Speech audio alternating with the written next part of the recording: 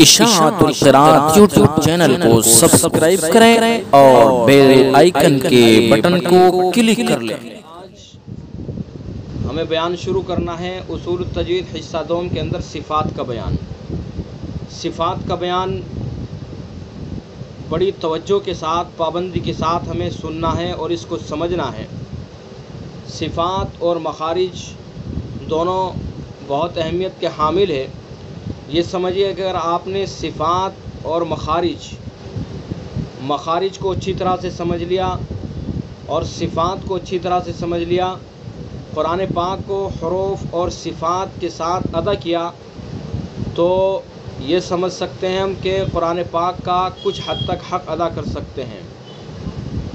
چونکہ اصول التجوید حصہ اول کے اندر بھی اور اصول التجوید حصہ دوم کے اندر بھی جو مقدمہ پڑھا ہے، مقدمہ کے اندر تجوید کی تعریف آپ نے جو پڑھی ہے، اس کے اندر یہ ہے کہ حروف تجوید کی تعریف ہر حرف کو اپنے مخرج سے تمام صفات کے ساتھ ادا کرنا، یہ تجوید کی تعریف آپ نے پڑھی ہے۔ تجوید کے معنی پڑھے تھے عمدہ کرنا، اچھا کرنا، اور تعریف یہ کہ ہر حرف کو اپنے مخرج سے تمام صفات کے ساتھ ادا کرنا۔ کس حرف کا کیا مخرج ہے، کہاں سے نکلنا ہے، اور اس کے اندر کون کون سی صفتیں ہیں، یعنی اس کے اندر بلندی ہے یا سختی ہے، نرمی ہے، پستی ہے، کیا ہے، تو یہ سب ہمیں جاننا ہے، یہی تعریف ہے۔ اور اس لیے میں نے کہا ہے کہ اگر مخارج اور صفات کو اچھی طرح سے ہم نے سمجھ لیا اور ان کے مطابق قرآن پاک پڑھنے کی کوشش کر لی، تو کافی حد تک قرآن پاک کو جو پڑھنے کا جو حق ہے، اس کا حق ادا کیا جا سکتا ہے۔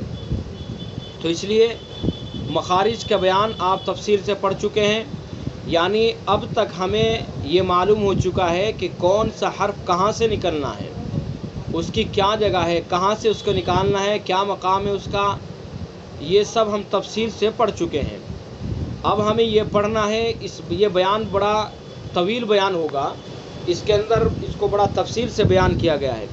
اب ہمیں یہ سمجھنا ہے، یہ تو ہمیں معلوم ہو گیا کہ کون سا حرف کہاں سے نکلنا ہے، لیکن اب ہمیں یہ سیکھنا ہے کہ اس حرف کے اندر کون کون سی صفتیں ہیں، یعنی اس حرف کو ہمیں نرمی سے پڑھنا ہے یا سختی سے پڑھنا ہے یا بلندی سے پڑھنا ہے یا کس طرح پڑھنا ہے، اس کو ضعیف ہوگا یا قوی ہوگا، یہ سب ہمیں اس صفات کے بیان کے اندر سمجھنا ہے اور یہ ہمیں سیکھنا ہے، ٹھیک ہے۔ تو لہذا اب باقاعدہ اس کا یہ سبق ہم شروع کرتے ہیں اور صفات کا بیان آپ کی اسکرین پر اصول التجوید حصہ دوم شیئر کرتا ہوں اور اس کے اندر پڑھتے ہیں۔ یہ دیکھیے آپ کی اسکرین کے اوپر اصول التجوید حصہ دوم اور اس کا صفات کا بیان۔ سب سے پہلے دیکھیے بریکٹ میں لکھا ہے، محققین فرماتے ہیں کہ مخارج ترازو کی طرح ہیں اور صفات کسوٹی کی طرح۔ یہ اچھی طرح سے ذہن نشین کر لیا جائے اس کو، یعنی یہ سمجھے کہ اپنے دل کی تختی پر، دماغ کی تختی پر اس کو لکھ لیا جائے کہ مخارج ترازو کی طرح ہیں اور صفات کسوٹی کی طرح ہیں۔ ایک سمجھانے کے لیے ایک مثال دی ہے کہ جس طرح سے ترازو اور کسوٹی ایک دوسرے کے لیے لازم و ملزوم ہیں، ایک دوسرے کے لیے ضروری ہے، یعنی ایک دوسرے کے لیے ادھوری ہیں۔ ترازو اور کسوٹی دونوں کا ہونا ضروری ہے، یعنی اگر آپ کے پاس ترازو تو ہے لیکن کسوٹی نہیں ہے تو وہ ترازو ادھوری ہے، ناقص ہے، یا آپ کے پاس کسوٹی ہے لیکن ترازو نہیں ہے تو تب بھی ادھوری ہے۔ تو اس لیے اسی طرح سے ہمیں سمجھنا ہے صفات اور مخارج۔ تو محققین فرماتے ہیں کہ مخارج ترازو کی طرح اور صفات کسوٹی کی طرح ہیں۔ مخارج یہ بھی جاننا سمجھنا نہایت ضروری ہے، اور صفات ان کو بھی جاننا سمجھنا نہایت ضروری ہے۔ اگر ہم نے مخارج تو سمجھ لیے، مخارج ہمیں معلوم ہو گئے، لیکن صفات ہمیں معلوم نہیں. ہمیں یہ تو معلوم ہو گیا کہ کون سا حرف کہاں سے نکلنا ہے، لیکن یہ ہمیں معلوم نہیں ہے کہ اس حرف کے اندر کون کون سی صفتیں ہیں. تو یاد رکھیے، قرآن پاک کو پڑھنے کا جو حق ہے وہ حق ادا نہیں ہوگا. بات سمجھ میں آ رہی ہے؟ بھائی توجہ سے سنیے اور مائک بند کر دیجئے. کسی کا مائک کھلا ہوا ہے، مائک بند کر دیجئے. تو سب سے پہلے جو اوپر لکھا ہے اس کو اچھی طرح سے ذہن نشین کر لیں، دماغ کے اندر لکھ لیں کہ مخارج ترازو کی طرح ہیں اور صفات کسوٹی کی طرح ہیں. اس لیے مخارج کے بعد صفات کا جاننا ضروری ہے. مخارج جان چکے ہیں، اب صفات کو جان لیتے ہیں. سب سے پہلے سر صفات. ایک بار پلیز کلیئر کر دیں گے کسوٹی کیا ہوتی ہے؟ جی کسوٹی کس کو کہتے ہیں؟ کسوٹی، اچھا کسوٹی جو ترازو ہوتی ہے نا، ترازو کو وزن کرنے کے لیے جو ہم ان کو باٹ بولتے ہیں، کیا بولتے ہیں، وہ کسوٹی کہلاتی ہے. جی سمجھ میں آ گئی بات؟ جزاک اللہ. جی جی ہاں، ان کسوٹی بولتے ہیں. اسی لیے کسوٹی، ترازو اور کسوٹی کا یہاں پر ذکر کیا ہے، یعنی شاید ہم اپنے کوئی ان کو باٹ بولتے ہیں، کوئی اور کسوٹی بھی استعمال ہوتا ہے، تو کسوٹی وہ کہلاتی ہے. بہرحال صفات صفت کی جمع ہے، صفات جمع ہے اور صفت اس کا واحد ہے. صفت کی جمع صفات ہے، یعنی صفت ایک اور ایک سے زیادہ کے لیے صفات استعمال ہوگا. لغت میں کسی شے کی حالت کو صفت کہتے ہیں. اپنے دستور کے مطابق سب سے پہلے اس کے لغوی معنی بتاتے ہیں، پھر اس کے اصطلاحی معنی بتاتے ہیں. تو یہاں بھی صفت کے جو لغوی معنی ہیں، کسی شے کی حالت کو صفت کہتے ہیں. یہ تو ہم اچھی طرح سے جانتے ہیں. صفت کسی بھی شے کی حالت کو، کالا ہونا، گورا ہونا، سفید ہونا، یہ سب صفاتیں ہیں. کسی شے کی حالت کو صفت کہتے ہیں. اس کا رنگ کالا ہے، اس کا گرین ہے، یہ سب یہ کیا ہے؟ صفت ہے. یہ تو کسی شے کی حالت کو صفت کہتے ہیں، یہ لغوی معنی ہے. ٹھیک ہے. صفت کی تعریف. اب تعریف کیا ہے صفت کی؟ مخرج سے ادا ہوتے وقت حرف کی آواز میں جو کیفیت یا حالت پیدا ہوتی ہے اس کو صفت کہتے ہیں. بات سمجھ میں آ گئی؟ مخرج سے ادا ہوتے وقت حرف کی آواز میں جو کیفیت یا حالت پیدا ہوتی ہے اس کو صفت کہتے ہیں. جیسے بلندی، پستی، سختی، نرمی، پر اور باریک ہونا وغیرہ.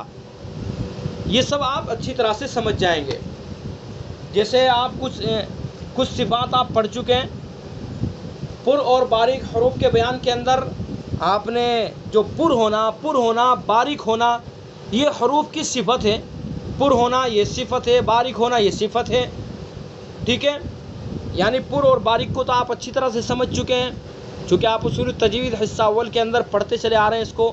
پر ہونا، باریک ہونا، را پر ہوگی، باریک ہوگی، الف پر ہوگا، باریک ہوگا، اور یہ حروف پر ہیں، یہ باریک ہیں. تو پر ہونا، باریک ہونا یہ صفات ہیں. تو صفت کی تعریف مخرج سے ادا ہوتے وقت حرف کی آواز میں جو کیفیت یا حالت پیدا ہوتی ہے اس کو صفت کہتے ہیں. مثلا ہم قاف کو ادا کر رہے ہیں. قاف کے اندر ایک طرح کی بلندی ہے، پر ہونا ہے، تو اس کو کیا کہتے ہیں؟ یہ صفت ہے. تو قاف ہم ادا کر رہے ہیں، قاف. تو قاف کو ادا کرتے وقت جو بلندی پیدا ہو رہی ہے، جس کو ہم نے پڑھا ہے پر ہونا، جو یہ پر ہو رہا ہے، تو یہ صفت ہے. تو اسی طرح سے تمام حروف کی صفات ہم جانیں گے کہ کس حرف کے اندر کون کون سی صفتیں ہیں اس بیان کے اندر. تو جب تک ہمیں یہ معلوم نہیں ہوگا کہ کون سے حرف کو اس حرف کے اندر اس کو پر پڑھیں گے یا باریک پڑھیں گے، اس کے اندر سختی پیدا کریں گے یا نرمی پیدا کریں گے، تو اس وقت تک ہمیں یہ معلوم نہیں ہوگا کہ اس حرف کو یہ حرف قوی ہے یا ضعیف ہے. یعنی صفات کا جو بیان ہے، صفات کے اس بیان سے، صفات کو جاننے سے ہمیں یہ معلوم ہوگا کہ کون سا حرف ضعیف ہے اور کون سا قوی ہے. یہ سب تفصیل سے آپ آگے پڑھ لیں گے. یہاں جتنی بات یہاں پر بتائی گئی ہے اس کو سمجھتے چلیں. سب سے پہلے صفت کی تعریف، یعنی مخرج سے ادا ہوتے وقت حرف کی آواز میں جو کیفیت یا حالت پیدا ہوتی ہے اس کو صفت کہتے ہیں. جیسے بلندی، پستی، سختی، نرمی، پر اور باریک ہونا وغیرہ. صفات کی دو قسمیں ہیں، صفات لازمہ، صفات عارضہ. کتنی قسمیں ہیں؟ صفات کی دو قسمیں، لازمہ، عارضہ. صفات لازمہ وہ صفات ہیں جو حرف میں ہمیشہ پائی جائیں، اگر وہ ادا نہ ہو تو وہ حرف ہی نہ رہے. یہ صفات لازمہ ہیں. یعنی صفات لازمہ جو حرف میں ہمیشہ پائی جائے وہ صفات لازمہ ہے. وہ صفات اگر اس حرف میں نہیں پائی گئی تو وہ حرف ہی نہیں باقی رہے گا. ٹھیک ہے؟ مثال کے طور پر مثلاً ابھی میں نے قاف ہی کی مثال دی. قاف کے اندر بہت ساری صفتیں ہیں، لیکن ایک صفت کو آپ سمجھیے کہ اس کی صفت پر ہونا، بلند ہونا. اگر ہم نے قاف کی جو صفت بلندی، پر ہونا، اگر یہ صفت اس کے اندر نہیں پائی گئی تو وہ حرف ہی نہیں رہے گا، قاف ہی نہیں رہے گا. اگر قاف کو ہم نے پر نہیں کیا، اس کی صفت جو صفت ہے پر ہونا، بلند ہونا، اگر ہم نے اس صفت کو ادا نہیں کیا تو قاف ہی بدل جائے گا، قاف کاف بن جائے گا. ٹھیک ہے؟ یہ تو ایک سمجھانے کے لیے میں نے بتلایا، آپ سمجھ جائیں گے اچھی طرح سے جب تفصیل سے پڑھیں گے. یہاں ہمیں یہ سمجھنا ہے کہ صفات لازمہ کس کو کہتے ہیں، یعنی اس کے اندر وہ ضروری ہے، وہ لازم ہے ان صفات کو ادا کرنا. تو صفات لازمہ وہ صفات ہیں جو حرف میں ہمیشہ پائی جائیں، اگر وہ ادا نہ ہو تو وہ حرف ہی نہ رہے. ایسی صفات کو ذاتیہ، مقومہ، ممیزہ بھی کہتے ہیں. یہ ان کے نام ہیں، نام ہیں ان کے ذاتیہ، مقومہ، ممیزہ. ٹھیک ہے؟ بات سمجھ میں آ گئی؟ صفات لازمہ سمجھ گئے آپ؟ صفات لازمہ جو ہمیشہ حرف میں ہر حال میں پائی جائے، اگر وہ صفت اس کے اندر نہیں پائی گئی تو وہ حرف ہی نہیں رہے گا، وہ حرف بدل جائے گا. ٹھیک ہے؟ تو اس لیے اوپر جو بیان کیا گیا نا کہ صفات مخارج ترازو کی طرح اور صفات کسوٹی کی طرح ہیں، وہ اسی لیے بتایا گیا ہے کہ دونوں کا جاننا ضروری ہے. مخارج کا جاننا بھی ضروری ہے اور صفات کا جاننا بھی ضروری ہے. اگر دونوں میں سے ایک بھی چیز نہیں سیکھی تو پھر قرآن پاک کو پڑھنے کا، تلاوت کرنے کا حق ادا نہیں ہوگا. اب آپ نے دیکھیں صفات لازمہ کی جو تعریف ہے، اس سے آپ نے سمجھ لیا ہوگا کہ کیوں ضروری ہے صفات. یوں ضروری ہے کہ اگر وہ اس حرف کے اندر نہیں پائی گئی تو وہ حرف ہی نہیں رہے گا، تو اس لیے ضروری ہے. چلیے آگے دوسری قسم ہے صفات عارضہ. صفات عارضہ وہ صفات ہیں جو حرف میں ہمیشہ نہ پائی جائیں، اگر وہ ادا نہ ہو تو حرف تو وہی رہے گا مگر اس کا حسن و زینت ختم ہو جائے گا. یہ صفات عارضہ ہے. عارض وقتی طور پر، یا آپ اصول التجوید حصہ اول کے اندر بھی پڑھ چکے ہیں. یعنی عارضی کس کو کہتے ہیں؟ زیر عارضی، زیر اصلی اور مد عارض وقفی، یعنی ایک عارضی چیز ہے. یعنی اس حرف کے اندر وہ جو صفت پائی گئی ہے وہ عارضی ہے. لہذا عارضی کا یہ ہے کہ اگر وہ صفت ہم نے ادا نہیں کی تو حرف تو وہی رہے گا لیکن اس کا حسن و زینت ختم ہو جائے گا. اب مثلا را کو کیا پڑھیں گے؟ پر پڑھیں گے. را کے اوپر زبر پیش ہوتا ہے تو را کو کیا پڑھا جاتا ہے؟ پر پڑھا جاتا ہے. الحمدللہ رب العالمین. رب کی را کو کیسا پڑھنا ہے؟ پر پڑھنا ہے. ٹھیک ہے؟ تو یہ پر پڑھنا اسرا کو، یہ اسرا کی صفت عارضہ ہے، یہ عارضہ ہے۔ اور اگر یہ صفت را کے اندر نہیں پائی گئی، مثلا کسی نے را کو پر نہیں کیا، تو حرف تو باقی رہے گا، لیکن حرف کا جو اس کی خوبصورتی، اس کا حسن و زینت وہ ختم ہو جائے گا۔ بھائی اگر ہم نے را کو پر نہیں کیا تو را تو باقی رہے گا نا، را ختم تو نہیں ہوگا نا، لیکن اس کی جو حسن و زینت ہے، اس کی خوبصورتی وہ ختم ہو جائے گی۔ الحمدللہ رب العالمین، اگر ہم نے اس کو پر نہیں کیا، ہم نے پڑھ دیا رب تو رب ہم نے اس کو باریک کر دیا، جو صفت اس کی پر ہونا صفت ہے وہ ہم نے ختم کر دی، تو حرف باقی ہے لیکن اس کا حسن و زینت ختم ہو گیا۔ ٹھیک ہے، تو یہ ہے عارضہ کا مطلب۔ صفات عارضہ وہ صفات ہے جو حرف میں ہمیشہ نہ پائی جائیں، اگر وہ ادا نہ ہو تو حرف تو وہی رہے گا مگر اس کا حسن و زینت ختم ہو جائے گا۔ ایسی صفات کو محسنہ، مزینہ، محلیہ بھی کہتے ہیں، اس کے بھی 3 نام ہیں، یہ بھی کہتے ہیں ان کو۔ جیسے صفات لازمہ، صفات لازمہ کو کیا کہتے ہیں؟ ذاتیہ، مقومہ، ممیزہ۔ اسی طرح سے صفات عارضہ کو محسنہ، مزینہ، محلیہ کہتے ہیں۔ ٹھیک ہے، تو ایک مرتبہ پھر سمجھا دیتا ہوں آپ کو میں، اچھی طرح سے سمجھ لینا ان کو، اور یہ آسان ہے۔ سب سے پہلے ذہن میں اپنے یہ رکھنا ہے کہ ہمیں مخارج بھی یاد کرنے ہیں اور صفات بھی یاد کرنے ہیں، دونوں لازم ملزوم ہیں۔ سمجھانے کے لیے بتلا دیا کہ مخارج ترازو کی طرح ہیں اور صفات کسوٹی کی طرح ہیں۔ ٹھیک ہے، یعنی ہم یوں سمجھے اس کو جس طرح سے کہ ہمیں ایک حرف کو ادا کرنا ہے، اس حرف کا ہمیں مخرج تو معلوم ہو گیا ہے، اب اس حرف کو ہمیں تولنا ہے تو تولنے کے لیے کسوٹی کی ضرورت ہے۔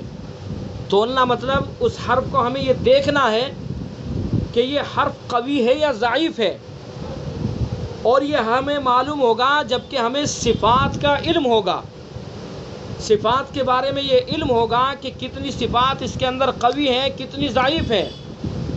جب ہمیں یہ علم ہو جائے گا کہ اس حرف کے اندر اتنی صفات قوی ہیں، اتنی ضعیف ہیں، تو اس سے ہمیں اندازہ ہو جائے گا کہ یہ حرف قوی ہے یا ضعیف۔ ٹھیک ہے، یہ ہے جو میں نے جو لفظ ادا کیا نا میں نے تولنا، وہ یہ ہے۔ تو اس لیے کہا گیا ہے کہ مخارج ترازو کی طرح ہے اور صفات کسوٹی کی طرح ہے۔ حرف کا مخرج معلوم ہو گیا، اگر صفات ہمیں معلوم نہیں ہے تو اس حرف کا حق ادا نہیں ہوگا، اس حرف کے بارے میں ہمیں معلوم نہیں ہوگا صحیح طرح سے۔ تو اس لیے دونوں چیزوں کا جاننا نہایت ضروری ہے۔ عام طور سے مخارج تو ہم پڑھ لیتے ہیں لیکن صفات نہیں پڑھتے ہیں، تو اس لیے آپ کو پابندی کے ساتھ یہ سبق پڑھنا ہے اور یہ کلاس لینی ہے، انشاءاللہ آپ صفات کے بیان کو اچھی طرح سے سمجھ جائیں گے۔ صفت کی جمع ہے، لغت میں کسی شے کی حالت کو صفت کہتے ہیں، اور اصطلاحی معنی ہے کہ صفت کی تعریف ہے مخرج سے ادا ہوتے وقت حرف کی آواز میں جو کیفیت یا حالت پیدا ہوتی ہے اس کو صفت کہتے ہیں۔ جیسے تجوید کی تعریف آپ نے پڑھی، ہر حرف کو اپنے مخرج سے تمام صفات کے ساتھ ادا کرنا۔ یہاں صفت کی تعریف بتائی گئی، مخرج سے ادا ہوتے وقت حرف کی آواز میں جو کیفیت یا حالت پیدا ہوتی ہے اس کو صفت کہتے ہیں، جیسے بلندی، پستی، سختی، نرمی، پر اور باریک ہونا وغیرہ۔ اب صفات کی 2 قسمیں ہیں، قسموں کو ذہن میں رکھتے چلیں، آگے اور بھی تقسیم ہوگی، تو اس لیے اچھی طرح سے ذہن میں رکھتے چلیں۔ صفات کی 2 قسمیں، صفات لازمہ، صفات عارضہ۔ صفات لازمہ وہ صفات جو حرف میں ہمیشہ پائی جائے، اگر وہ ادا نہ ہو، یعنی اس صفت کو اگر ادا نہیں کیا تو وہ حرف ہی باقی نہیں رہے گا۔ وہ یہاں پر بتلا رہے ہیں کہ اگر وہ ادا نہ ہو تو وہ حرف ہی نہ رہے۔ ایسی صفات کو ذاتیہ، مقومہ، ممیزہ بھی کہتے ہیں۔ دوسری قسم صفات عارضہ۔ صفات عارضہ وہ صفات ہیں جو حرف میں ہمیشہ نہ پائی جائے، اگر وہ ادا نہ ہو تو حرف تو وہی رہے مگر اس کا حسن و زینت ختم ہو جائے۔